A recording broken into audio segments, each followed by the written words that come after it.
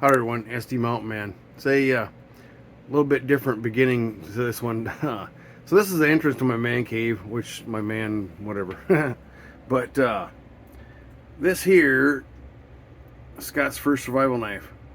I got that idea when I was out at Creek Stewart's, out at the Anderson, Indiana, when he had the place there for a book signing. Oh, geez, I don't know, about 4 years ago or so. I think it was a non-com book, and it was a book signing. And went out to that and met him, and I got pictures with him and everything.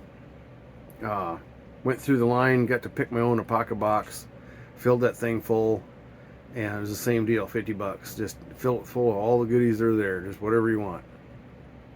Pretty cool deal. Anyway, he had one of the old kind of, I don't know, Chinesey cheap survival knives. You would get the end you screw off and put fishing line and a little wire saw and all that kind of stuff. He had one of them on a board, and I saw that. I was like, I got to do that with mine. I got mine, and this is a piece of barn wood off our brooder house that we had to burn down, and I cut a bunch of the wood out of it and kept it just because it's neat wood. But this here is like an Air Force pilot survival knife, and back in the day, my dad helped me. We drilled holes in here, kind of bent these a little bit at an angle, and the original Rambo one that had the little spikes on there. He even made me spikes to go on there and ground them to a point so I could throw it up and use it as a grappling hook type deal. Like it's really gonna hold anybody. But anyway, as a kid, in the teens, that was cool stuff. But anyway, it's Fired Up Friday. Let's get outside, and I got something else to show you. Hold on a second. All right, so that's all. I got my gloves off, and it's cold out here. But no, I wanted to share, keeping with that theme. And I wanted to do this a while back, but I thought, you know what, I'm going to do it now, and I'll probably do a better one because it's cold right now. My hands are cold. My pan that I usually have my little metal, cookie sheet thing. As I was reaching for it, it tipped and it dumped my Fatwood, and the board and all that, the magnifying glass, it's on that board. I just carried it out here and whatnot. It dumped over the back side of my shelf back here, so I'm going to have to fish for it. But this here is my dad's first knife. Leather sheath. You can tell it's well worn. Back in the day, they didn't have a welt. It's kind of cut through a little bit right here. He's got his name engraved in it, or scratched in it. No markings on it, so I don't know what brand or whatnot. But pinned aluminum pommel, leather stacked handle. You can tell between here and here, boy, it's been used. Anyway, it's pretty cool to me to have that.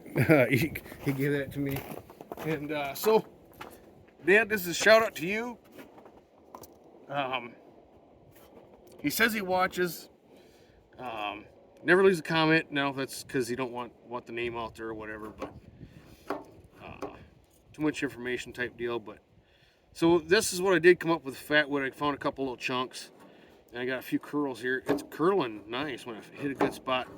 This other one wasn't that great. This one's doing good.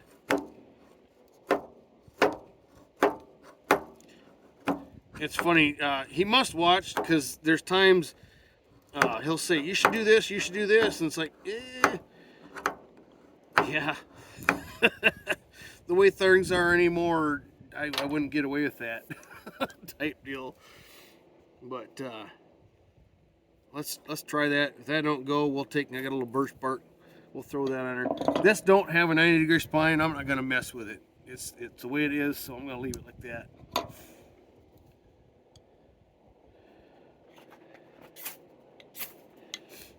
My Nathan 4071 antler striker set from Harshman Hills. James over there, thank you, buddy. All right. Oh, it's glowing. All right, we'll call it a 3 and done. I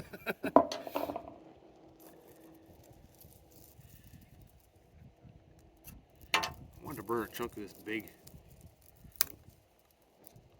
birch bark.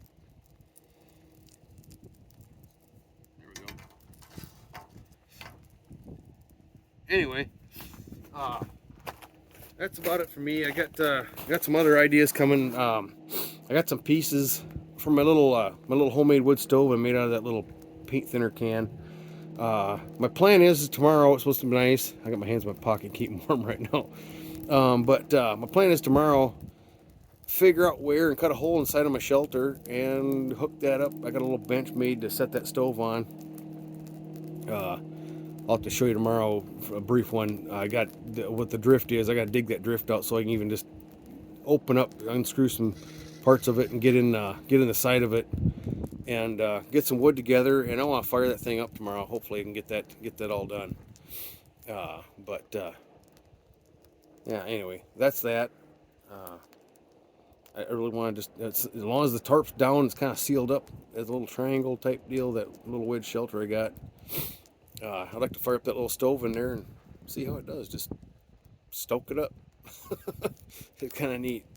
But I don't know. I got a few other things. Another little project I did. I want to hopefully get out this weekend and do too. I made some tent stakes out of PVC, and I'll show you my idea.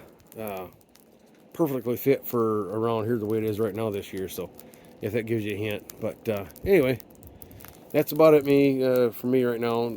We're at 6.5 minutes. So take care, everybody. SD Mountain Man out. Appreciate y'all.